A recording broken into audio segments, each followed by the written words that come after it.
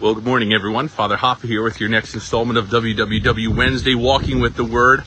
Listen, I already got a sort of request this morning from Father Brian Miller. He said he hoped one day that he could be mentioned in the Walking with the Word. So here it is, Father Miller, my good friend and pastor over at St. Catherine's, my home parish. Here is your shout out to Father Brian Miller. So I'm here on the campus of Malvern Retreat House. We are actually gathered here as some of the priests of the diocese who were chosen by the clergy office to be part of a mentoring program for the younger priests. And so very honored to be selected and chosen for that. And we have a number of conferences and things to be a part of later today. But when I reflect on the Word, especially after the election results, we heard the election results, and still more stuff to come. But let's just keep that to the side and focus on it is what it is. Some people won, some people lost, and we need to continue forward. We need peace, we need unity. And one of the things that brings that about is sort of our all-in commitment. And that's what today's gospel is about. Jesus in St. Luke's gospel today says, listen, if you want to be my disciple, you got to be all in.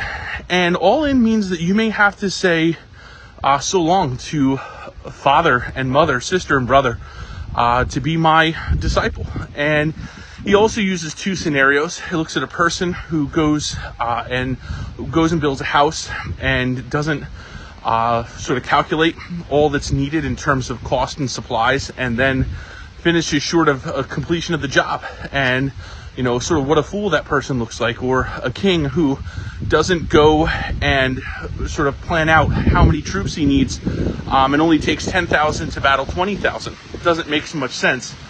Well, Jesus is saying that if we want to be true disciples and we want to get to heaven, then we need to be all in our commitment to Christ and our commitment to what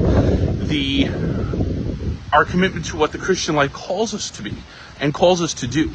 And if we're committed to that, then we're going to have everything that we need to complete the race and get to heaven. But that means that every day our life includes prayer. Our life includes a deepening in our relationship with Jesus Christ. Our life includes living virtuously.